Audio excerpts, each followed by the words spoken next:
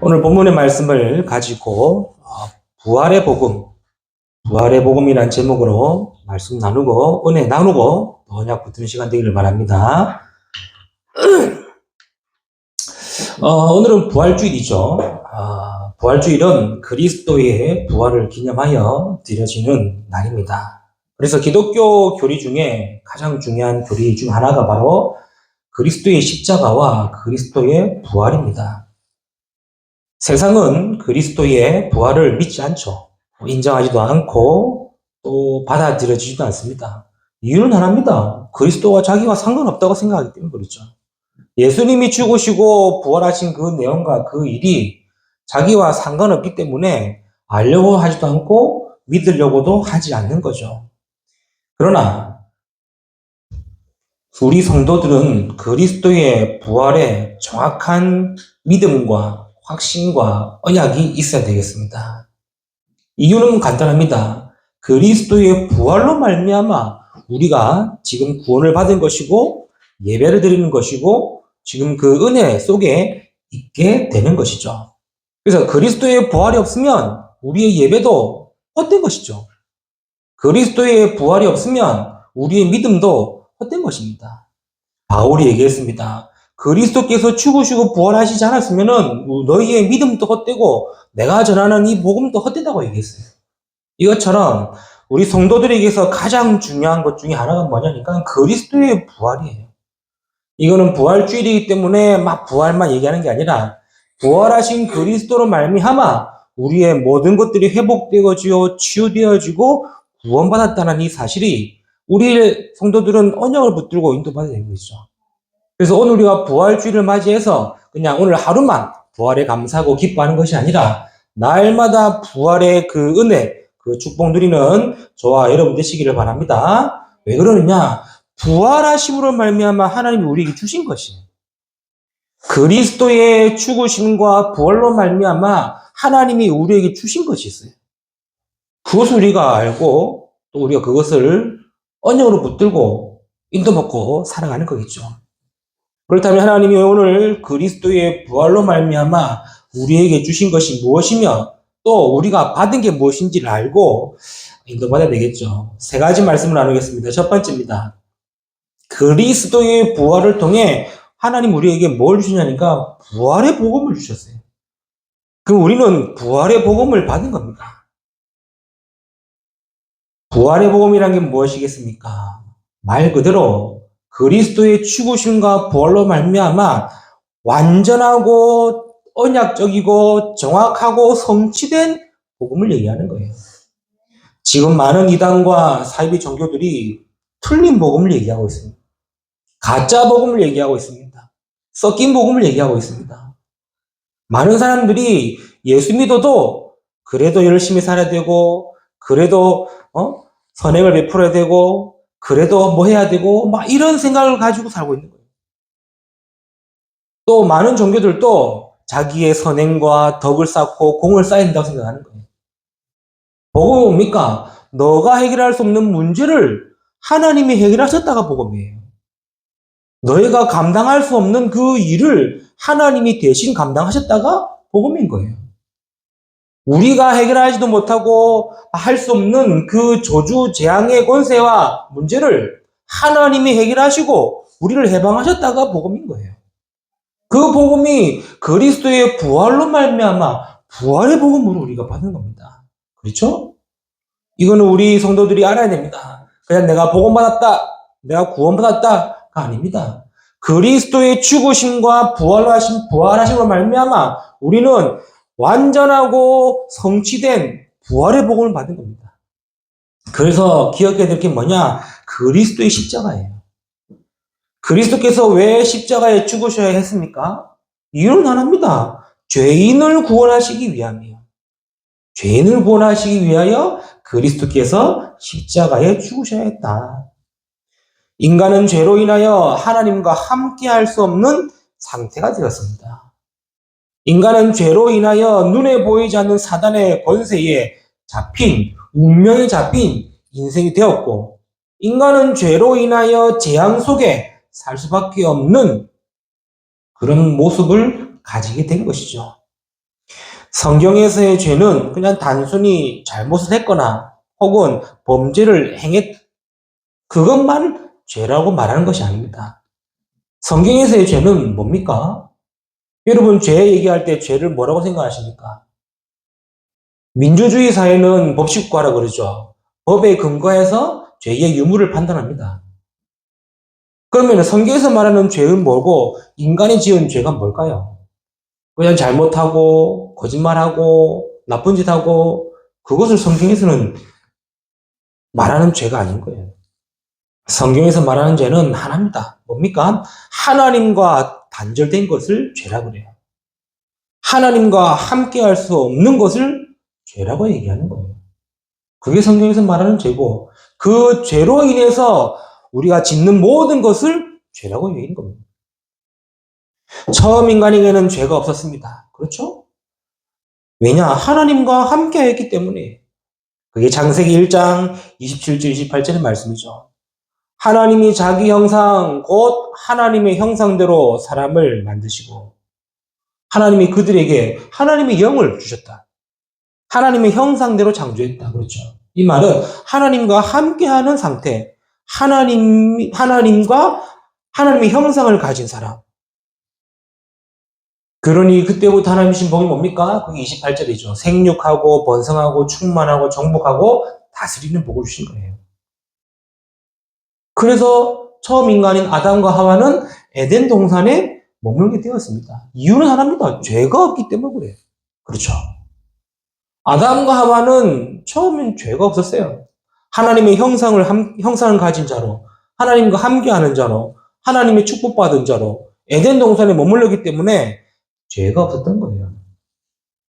그러나 창세기 3장의 말씀 보면 하나님을 대적했던 사단이 뱀을 통해 하와를 유혹하게 만들죠.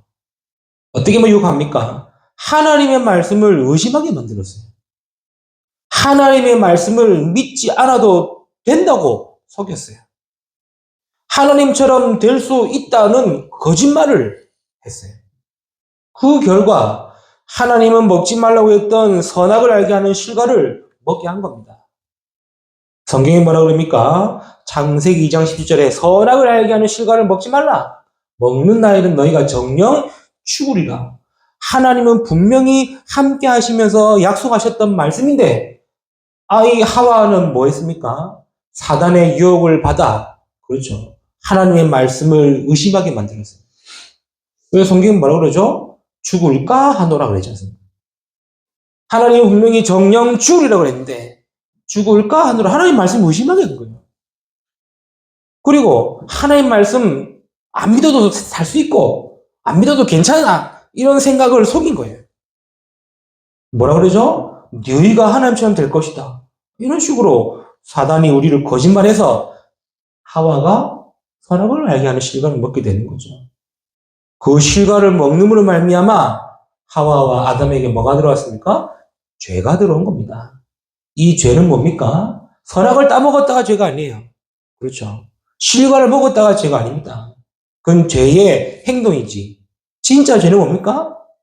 하나님의 말씀 믿지 않은 거예요.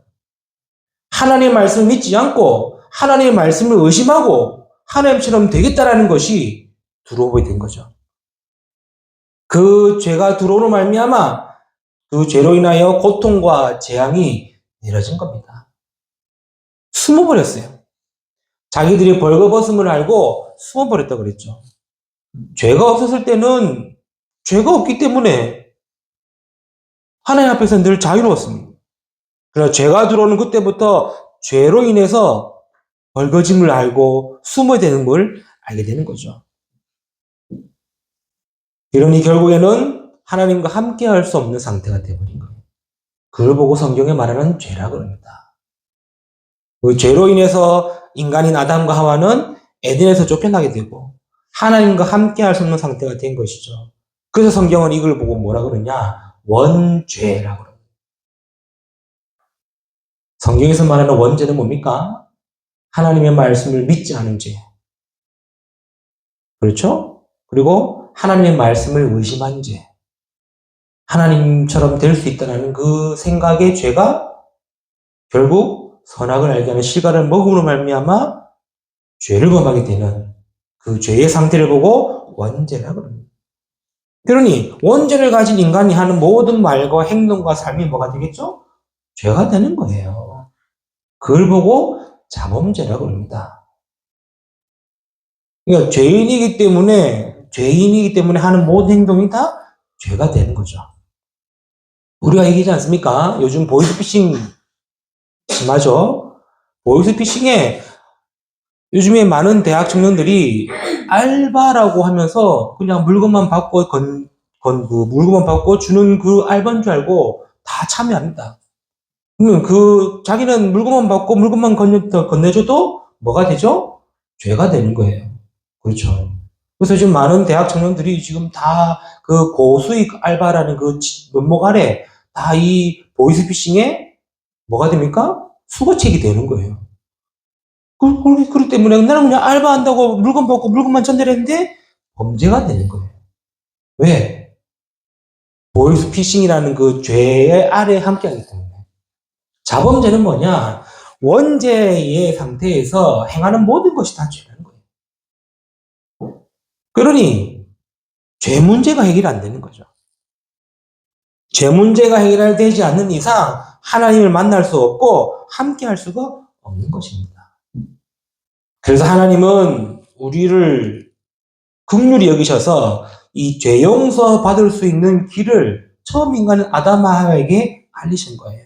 그게 창세기 3장 15절에 여자의 후손이 올 것이다. 여자의 후손이 와서 뱀의 머리를 상할 것이다. 이 언약 주시고 창세기 3장 21절에는 뭐라고 그러냐? 사람을 위하여 가죽옷을 입으셨다 그랬어요.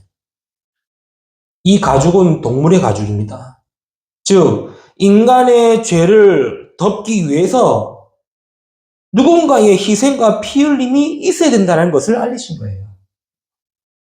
그렇죠?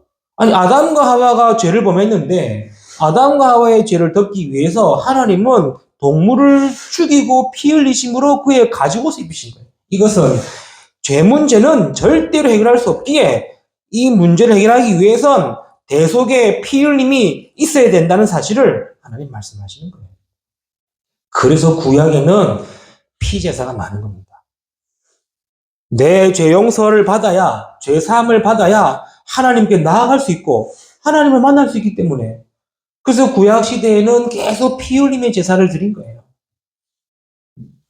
그게 구약의 복음으로 쭉 내려오다가 신약의 창세기 3장 15절의 그 언약의 성취가 마태복음 1장 19절 23절에 예수님으로 이루어진 겁니다. 그래서 여자의 후손이 올 것이며 처녀의 몸에서 날 것이며 참 하나님이시면서 참 인간으로 오실 것임을 약속하신 대로 하나님이 인간의 육신을 입고 이 땅에 오신 그분이 바로 예수님이신 거예요. 그 예수님이 오셔서 뭐 했습니까? 아무 죄 없는데도 불구하고 예수님이 십자가에 피 흘리고 돌아가신 겁니다. 이유는 뭐였죠? 인간의 죄를 위해서. 그래서 예수님은 계속 얘기했습니다. 인자가 온 것은 섬김을 받으람이 아니라 오히려 죄를 대속하기 위한 대속 제물로 왔다고 얘기했어요. 세례 요한은 예수님을 보고 뭐랬습니까? 보라, 세상 죄를 지고 가는 하나님의 어린 양이로다 그랬어요. 하나님의 언약의 성취로 오신 예수님이 왜 십자가에 지셨냐? 인간의 모든 죄를 대속하고 구원하시기 위해. 그렇게 피 흘림으로 말미암아 우리의 모든 죄가 영원히 대속이 된 겁니다. 이게 그리스도의 십자가예요. 그렇죠? 그리스도가 왜 죽으셔야 되느냐? 우리의 죄를 위하여. 더 깊게 얘기하면은 나의 죄를 위하여 십자가에 죽으셨다. 그리고 장사 지낸 바 성경대로 3일 만에 부활하신 겁니다. 그렇죠? 그래서 그리스도의 부활은 뭐냐? 죽음을 이기시고 부활하신 거예요. 사망의 권세를 이기고 부활하신 것이고 완전한 승리로 부활하신 것이고 모든 흑암을 꺾으며 승리자로 부활하신 것입니다. 그래서 이거는 단순한 사건이 아닌 거예요. 그리스도의 부활로 말미암아 우리에게 이 복음이 부활의 복음으로 전달되어졌고 그 부활의 복음으로 말미암아 우리의 구원자가 되시고 우리의 모든 문제가 해결된 것이고 하나님이심을 증명한 것이 그게 바로 그리스도의 부활이다. 그래서 성도는요, 진짜 그리스도의 부활을 제대로 알아야 되는 거예요. 어제 그 한국 기독교에서 뭐 했냐니까 서울 쪽 광화문 앞쪽에서 그 부활절 축제 퍼레이드를 진행했다고 합니다. 어제 인터넷 뉴스로 봤거든요. 한 8천 명 정도 모였다고 하더라고요. 거기서 여러 가지 많은 그리스도에 대한 십자가와 부활에 대한 의미 행사 보여주더라고요. 와, 귀하다 싶더라고요. 왜냐니까, 여러분 알지 않습니까? 지금 하나님과 반대되는 문화축제는 지금 가히 급수적으로 늘고 있어요. 하나님을 대적하는 그런 문화축제는 지금 지역 곳곳마다 일어나고 있어요. 지역의 문화라고 얘기하면서 하는 모든 문화가 뭡니까? 다 제사문화 아닙니까? 지역에서 하는 모든 행사가 다 뭡니까? 다 그 지역의 우상문화 아닙니까? 그런데 교회들이 연합하고 성도들이 연합해가지고 부활절 축제 퍼레이드 해는 행사를 보면서 귀하다 싶더라고요. 귀하구나. 뭐 우리가 참여를 했다 안 했다 뭐 하자 말자 그것보다는 그런 부분이 중요하구나. 왜? 사단은 어떻게 해서든 그리스도의 부활을 막아야지 않습니까? 왜? 그리스도의 부활로 말미암아 우리가 부활의 복음을 받았기 때문에 그렇죠. 그리스도의 죽으심으로 말미암아 끝난 줄 알았는데 부활하심으로 말미암아 모든 언약이 성취되고 모든 문제가 해결되고 우리의 구원자가 되시기 때문에 그래서 사단은 어떻게든 부활의 복음을 막으려 하지 않습니까? 기억하셔야 됩니다. 그리스도의 부활로 말미암아 우리는 뭐가 됩니까? 부활의 복음을 받는 겁니다. 2000년 전에 십자가에 죽으시고 부활하셨지만 지금의 우리에겐 부활의 복음으로 성취가 되어진 것이다. 그래서 내가 예수를 그리스도로 믿음으로 구원받은 것이 이 부활의 복음으로 말미암아 성취되고 이루어졌기 때문에 그래서 오늘 또 내가 그리스도를 말미암아 구원받은 자여 하나님과 함께하는 자가 된 것이에요. 이게 그리스도의 부활로 말미암아 하나님이 우리에게 주신 부활의 복음. 우리 성도님들은 부활의 복음을 진짜 하나님의 언약으로 붙드시고 응답 누리는 자 되기를 축복합니다. 두 번째입니다. 그리스도의 부활을 통해 하나님 우리에게 주신 것이 뭐냐? 부활의 신앙을 주셨어요. 예수 믿는 모든 성도는 다 신앙생활을 하게 됩니다. 신앙생활이 뭐예요? 라고 질문하는 사람도 있겠죠. 우리 어릴 적부터 교회 다니는 우리 랩런트들은 신앙생활이 뭔지를 모르면서 배우고 있어요. 또 잘 모르면서 하고 있어요. 잘 모르면서 또 가지고 있어요. 이제는 생각 바꿔야 돼요. 그렇죠. 불신자들은 이해를 못해요. 아니 일주일 내내 일하고 공부하고 그러면 주일날 쉬어야지. 굳이 교회 가고 예배 드리고 헌금하고 이해를 못해요. 여러분도 알지 않습니까? 우리 첫째 아들이 지금 알바를 시작했습니다. 이틀 일했는데 힘들어 죽겠다는 거예요. 그러면은 무슨 생각이 제일 많이 들까요? 쉬고 싶다, 자고 싶다 되겠죠, 그렇지? 그렇지? 아니, 뭐 짧은 시간이지만, 그래도 막 일하고 그러면은, 뭐 하고 싶냐니까, 쉬고 싶다, 자고 싶다. 특히 주말에 끼면은, 푹 쉬고 싶다. 그런 생각이 드는 거예요. 그거는 모르는 소리입니다. 어쩌면, 불신자들은 당연한 말이지만, 부활의 복음을 받아 구원받은 성도는요, 틀린 소리예요. 하나님을 알지 못하고 믿지 않은 사람들은 인생 우선순위가 뭔지 압니까? 전부 다 장세기 3장의 나중심이에요. 내가 잘 되고, 내가 뭐 되고, 내가 해야 되고, 거기 창세기 3장에 그 모습 그대로 가지고 있는 거예요. 그리고 창세기 6장의 모습처럼 육신 중심이에요. 육신이 쉬어야 되고, 육신이 편안해야 되고, 육신이 먼저 해야 되고. 또 창세기 11장의 모습처럼 세상과 성공 중심으로 그게 사람들의 인생의 우선순위예요. 그러나 그리스도를 믿어 구원받은 성도의 삶은 다릅니다. 똑같이 공부하고 똑같이 일하고 똑같이 삶을 살지만 다른 삶이에요. 뭐가 다릅니까? 부활하신 그리스도와 함께하는 삶이다. 그렇죠? 이거를 우리 성도들이 진짜 알고 믿음 속에 있어야 그래야 부활의 신앙이 가지게 되는 겁니다. 그럼 부활의 신앙이 뭡니까? 세 가지를 정리합니다. 나를 구원하시기 위해 죽으시고 부활하신 그리스도와 함께하는 것이 우리의 부활신앙이다. 교회를 열심히 섬기고 잘하고 하는 것은 신앙의 모습이에요. 그거는 신앙이 아니에요. 그렇죠? 교회를 잘 섬기고 예배를 잘 드리고 교회를 위해 헌신하고 봉사하고 그거는 우리의 신앙의 모습이에요. 진짜 신앙은 뭐냐? 부활하신 그리스도가 나와 함께하는 것이 그게 우리의 신앙이에요. 그래서 그리스도를 믿어 구원받은 하나님의 자녀들이 교회 중심이어야 되는 이유, 예배 중심이어야 되는 이유, 말씀 중심으로 사는 것이 그게 바로 우리의 신앙의 모습이 되어야 된다 이거예요. 우리의 부활신앙은 그리스도와 함께하는 삶입니다. 그렇죠?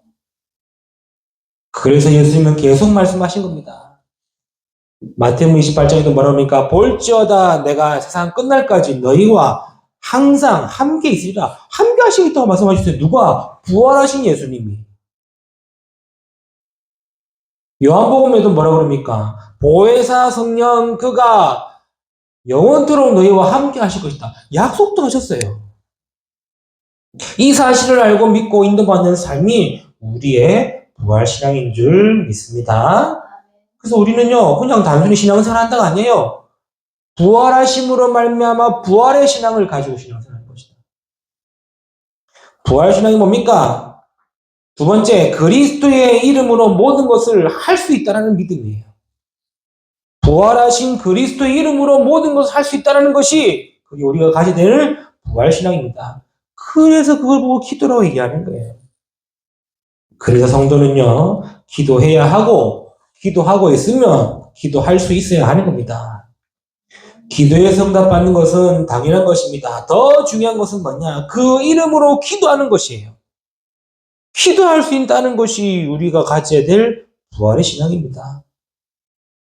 어떻게 보면요, 기도 안 하는 성도는 신앙인이나 할 수도 없을 수도 있습니다.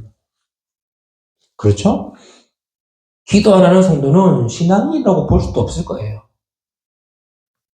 왜 그렇습니까? 성경에서 복음담으로 가장 많이 강조하고 기록한 것이 바로 기도예요. 예수님께서도 3년 공생애 동안 말씀하시고 모범을 보이시고 행동하셨지만 기도는 가르쳐 주셨어요.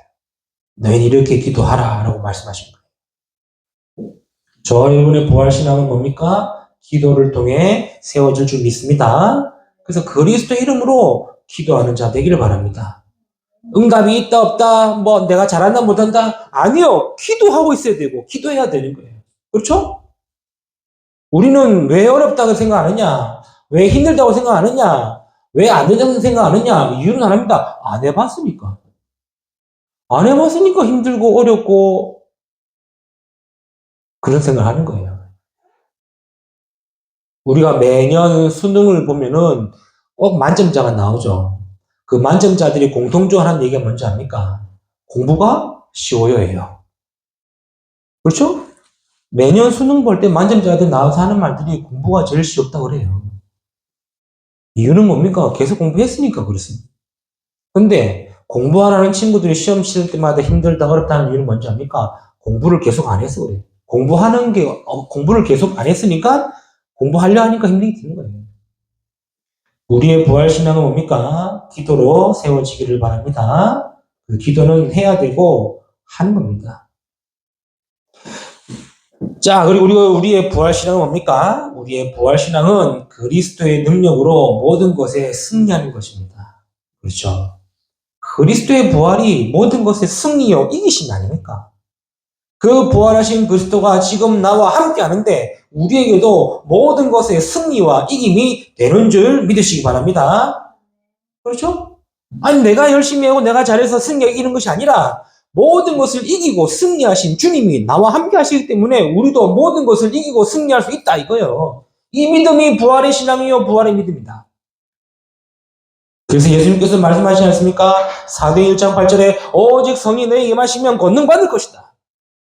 권능은 뭡니까? 권세와 능력이요. 하나님의 권세와 능력을 받을 것이다.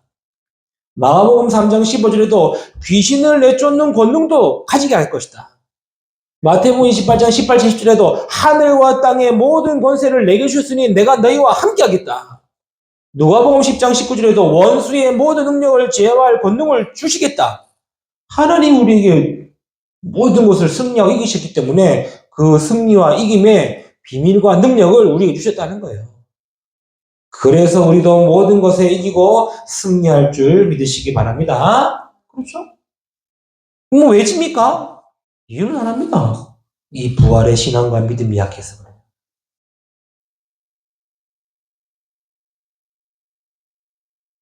이 부활의 신앙과 믿음이 약해서 하나님 모든 것 이기심에도 불구하고 승리하심에도 불구하고 내가 지는 겁니다.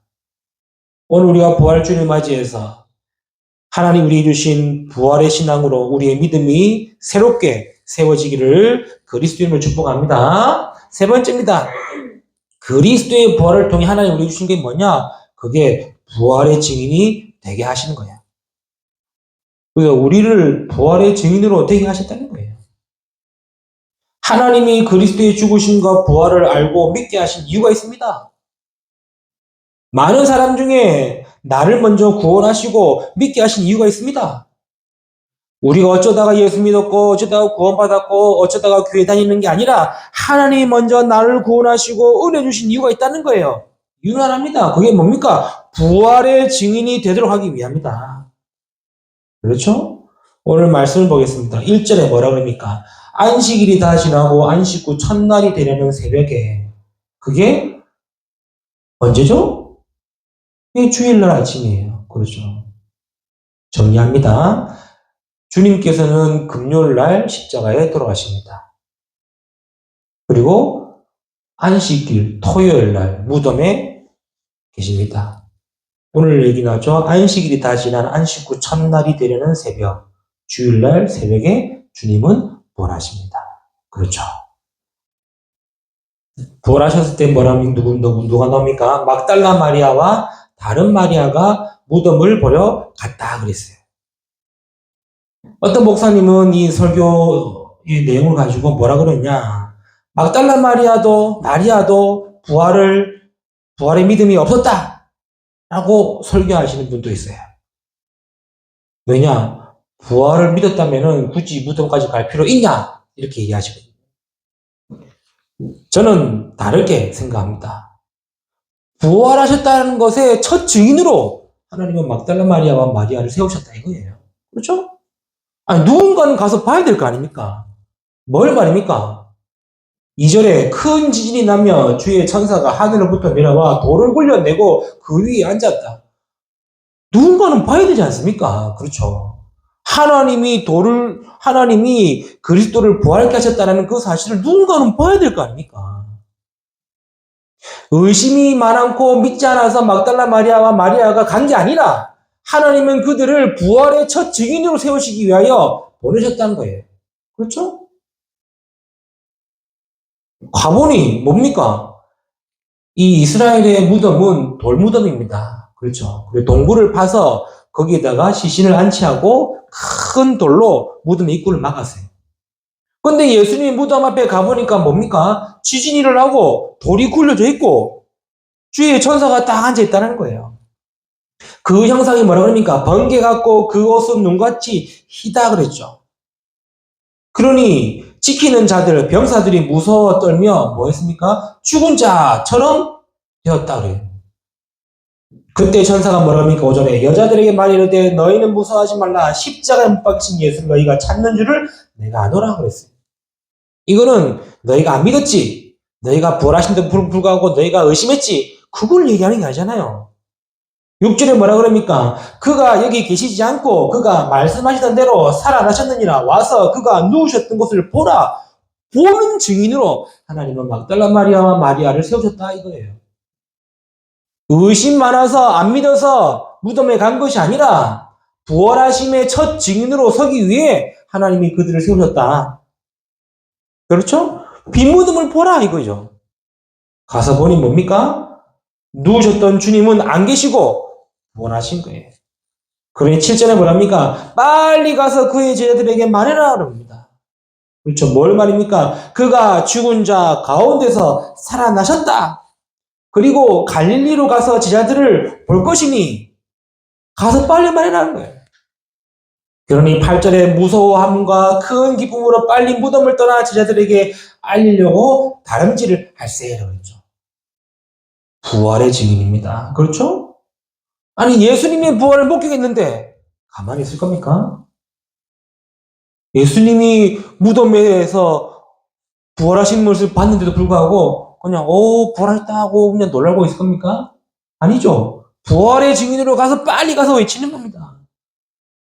부활의 증인으로 가서 빨리 그리스도가 살아계심을 전하는 겁니다. 그렇죠? 이게 부활하신 그리스도의 부활을 통해 우리에게 주신 부활의 증인으로 서게 하신 하나님의 은혜라는 사실. 그래서 우리를 하나님 뭐 해주셨냐? 부활의 복음을 통해 우리를 구원하시고 우리를 하나님 자녀 삼으시고 함께 하신 것. 부활의 신앙을 통해 함께한 축복과 그리스도의 이름과 능력의 비밀을 알게 하시고 가지게 하신 것. 부활하심을 통해 우리를 부활의 증인으로 서게 하셨다. 이게 오늘 부활주를 맞이하여 저와 여러분이 가지고 가야 될 언약입니다. 그렇죠? 그래서 우리는 부활의 복음을 받은 자, 부활의 신앙을 가진 자, 부활의 증인으로 서는 자입니다. 그렇죠? 말씀 맺겠습니다. 그래서 우리는 뭘로 사느냐? 은혜로 사는 자 되기를 바랍니다. 부활하신 그리스도의 그 은혜로 사는 거예요. 우리가 죽어야 할 그 십자가를 주님께서 대신 지시고 우리가 받아야 될 고난과 우리가 받아야 될 그 짐을 그리스도께서 대신 지시고로 말미암아 모든 죄를 사하셨는데 우리는 뭘로 살아야 됩니까? 그 부활의 은혜로 사는 겁니다. 부활하신 그리스도와 함께 사는 겁니다.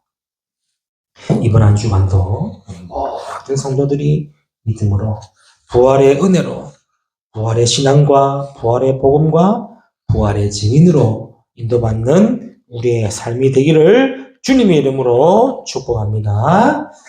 기도합니다. 하나님 감사합니다. 오늘 부활주의를 맞이하여 하나님께 귀한 예배 드리게 하심을 감사드립니다. 그리스도의 부활로 말미암아 우리에게 주신 세 가지 부활의 복음, 부활의 신앙, 부활의 증인 이 말씀 가지고 부활의 은혜로 한 주간 또 믿음으로 승리하는 모든 성도 되도록 축복하시고 역사하여 주옵소서. 감사하며 우리 주 예수 그리스도 이름으로 기도 드렸나이다. 아멘.